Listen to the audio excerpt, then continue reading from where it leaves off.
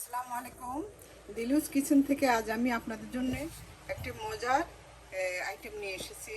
সেটি হলো এই যে মজার cake pudding, chocolate cake pudding, chocolate cake pudding. এই যে দেখুন, দেখতেও যেমন সুন্দর, খেতেও তেমনি কিন্তু মজার। আর এইভাবে যদি বানাতে হয় তাহলে আপনারা আমার ফুল রেসিপিটা আপনাদেরকে ধৈর্য সহকারে দেখতে হবে।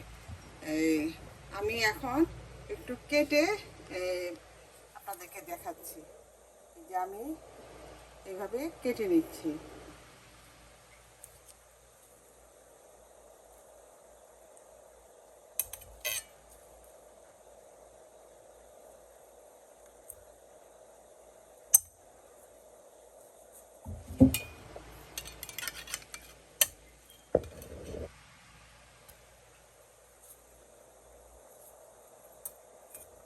এভাবেই রেখে আপনাদেরকে দেখাচ্ছি যেন পুডিংটাও বুঝতে পারেন।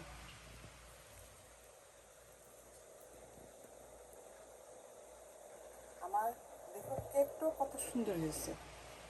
এভাবে আপনারা বানিয়ে খেয়ে দেখতে পারেন, আপনাদেরও ভালো লাগবে। তো আসসালামু আলাইকুম, দিলুস কিচেন থেকে আজ এই মজার কেক পুডিং নিয়ে এসেছি।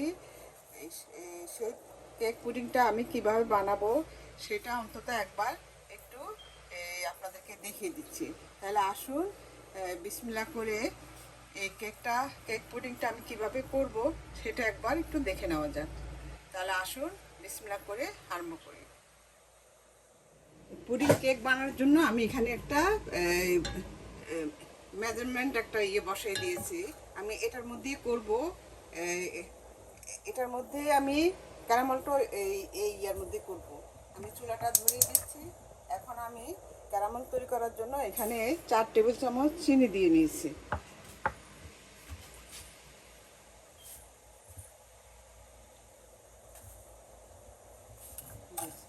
4 টেবিল চামচ চিনি দিয়ে এটাকে আমি ক্যারামেল তৈরি করে নিব।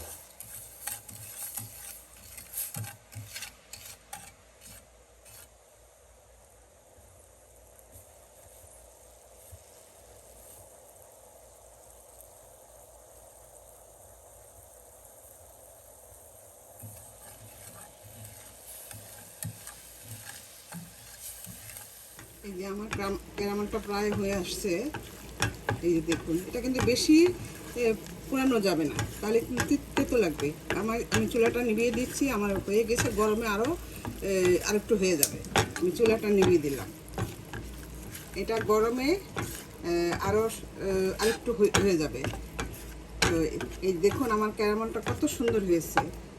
এই বাটির মধ্যে রেখে আমি সেট করে নিব, কারণ এটার মধ্যে আমি এই পুডিংটা তৈরি করে নেব।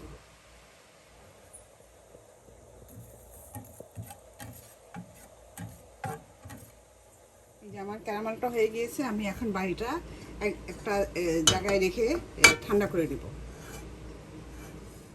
পুডিংটা বানানোর জন্য আমি এখানে 1 কাপ দুধ আমি আগের থেকে জাল দিয়ে রেখেছিলাম, সেটা দিয়ে দিলাম। আর দিয়ে দিব আমি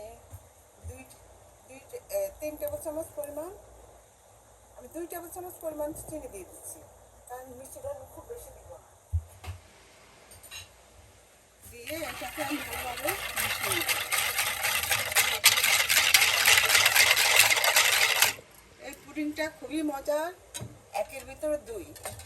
আপনি আমার ছেলে বলছে পুডিং খাবে, আর আমার ইচ্ছে হচ্ছে আমি কেক খাবো। তো 1-এর ভিতর 2, দুজনের ইচ্ছা পূরণ হলো। এখন আমি নর্মাল ঠান্ডা করা 2টা ডিম দিয়ে দিচ্ছি, দুজনের ইচ্ছাই পূরণ হলো। তো এইভাবে আপনারা বানিয়ে একসাথে দুইটা আইটেম আপনারা একবারে বানিয়ে খেয়ে দেখতে পারেন, আপনাদেরও ভালো লাগবে।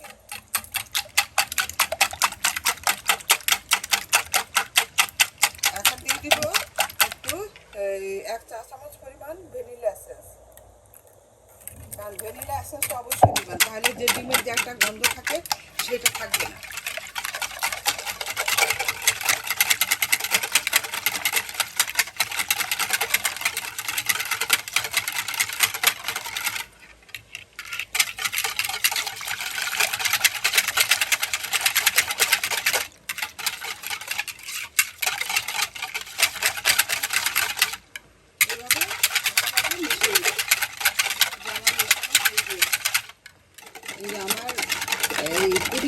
কুসুমটা মিশানো হয়ে গিয়েছে।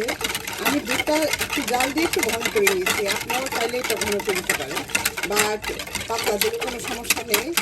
তো আমি একটু ঘন করে নিয়ে খেতে ভালো লাগে, টেস্টটা ভালো আসে। আমার এটা মেশানো হয়ে গিয়েছে। এখন আমি এক সাইডে রেখে দ্বিতীয় স্টেপটা আমি করবো। আমি এখানে 2টা ডিম ভেঙে নিয়ে একটা মানে একটা বাটিতে কুসুমগুলি আমি আলাদা করে নিচ্ছি। এই যে দেখুন, এই কুসুমগুলি আমি আলাদা করে নিচ্ছি। একটা ভেঙে নিলাম, এখন আমি আরেকটা ভেঙে নিচ্ছি।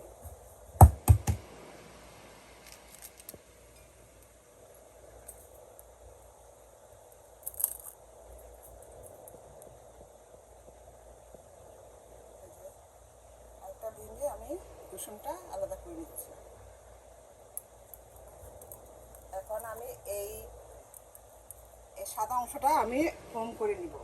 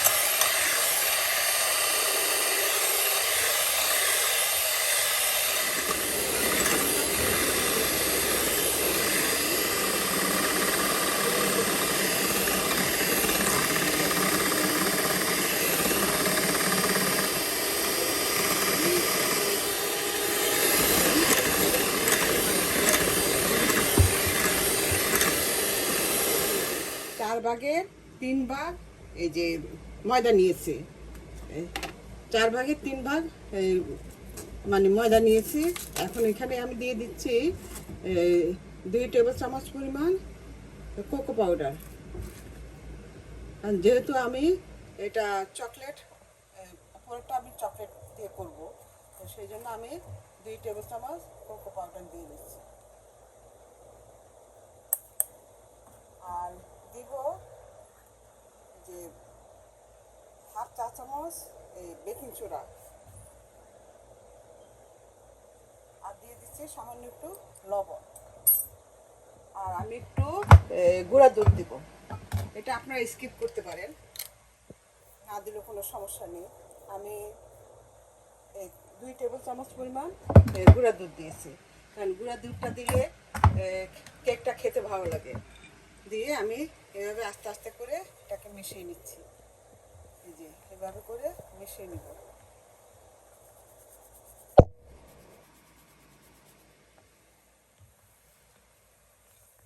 আস্তে আস্তে এটাকে এভাবে মিশিয়ে নিতে হবে।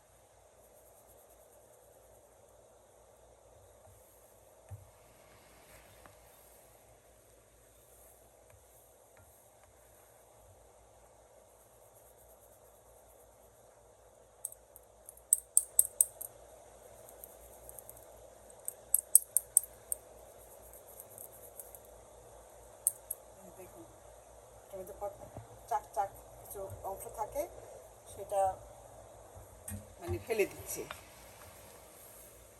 এখন আস্তে আস্তে এটাকে মিশিয়ে নিতে হবে।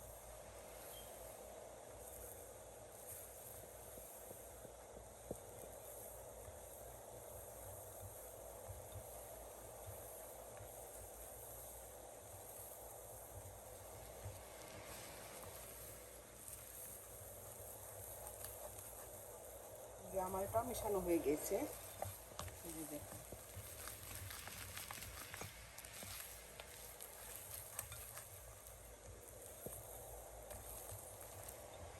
এখন এটা আমি এক সাইডে, দেখুন আমার এই ক্যারামেলটা একদম সেট হয়ে গিয়েছে। এই যে দেখুন, এখন আমি এই একে একে আমি সবগুলি এই ঢেলে দিই।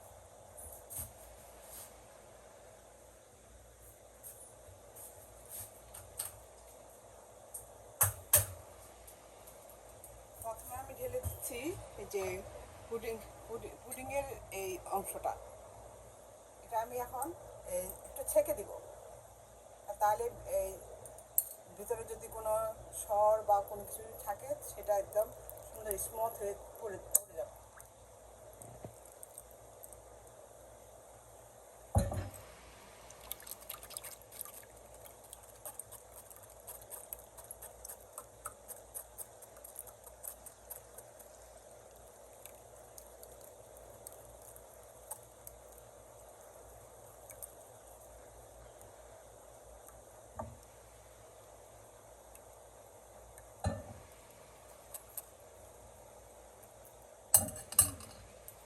এখন দিয়ে দিচ্ছি যে আমার কেকের অংশটা, এটা কিন্তু ভয় পাবেন না, এটা কিন্তু কিছু হবে না,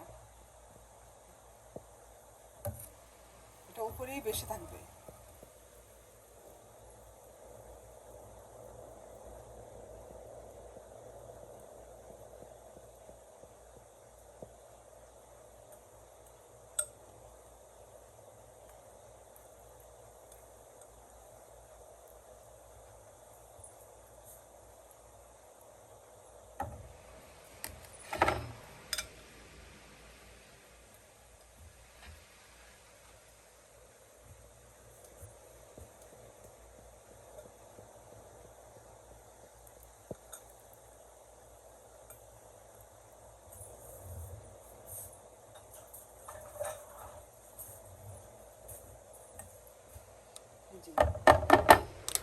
আমার এটা সেট হয়ে গিয়েছে।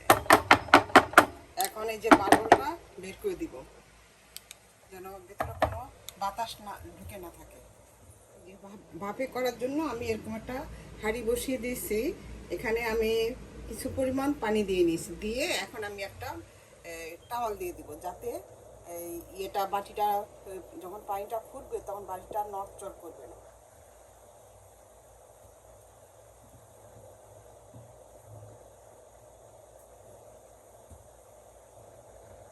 এখন আমি বসিয়ে দিচ্ছি।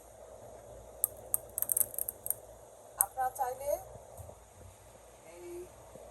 এই আইটেমটা ইয়ে দিয়ে করতে পারেন, ওভেন দিয়েও করতে পারেন।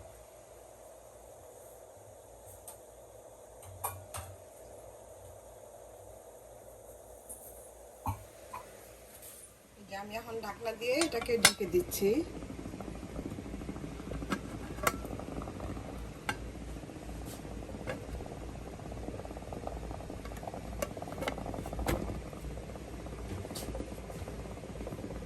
তারপর উপরে আরেকটা ঢাকনা দিয়ে আমি এটাকে ঢেকে দিলাম। এখন এটা আমি 40 মিনিট পর আবার ফিরে আসবো।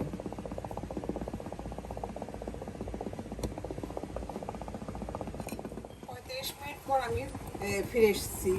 আমি একটু দেখে নিব যে আমার এটা হয়েছে কি।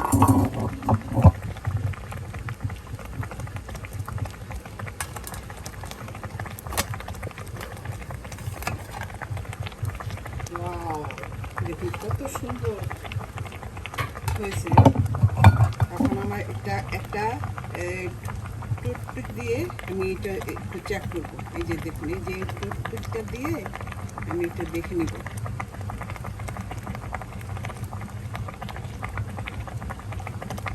এই দেখুন আমার এটা হয়ে গিয়েছে, যে কতটা মানে একদম এই কাঠের গায়ে যদি না হতো তাহলে কাঠের গায়ে লেগে যেত। আমি চুলাটা নিভিয়ে দিচ্ছি, নিভিয়ে দিয়ে এখন আমি এই ইয়েটা তুলে নিচ্ছি। একটু ঠান্ডা হলে পর তারপর আমি এটা কেটে নেব। এই যে হয়ে হলো আমার পুডিং কেক। আমি এখন এটা ঠান্ডা হওয়ার পর আমি এখন এটা এই চারপাশে একটু এটাকে ইয়ে করে দিচ্ছি, তাহলে এটা ছাড়তে সুবিধা হবে। এখন আমি এই এই এই প্লেটটার মধ্যে আমি এটাকে উল্টে নেব।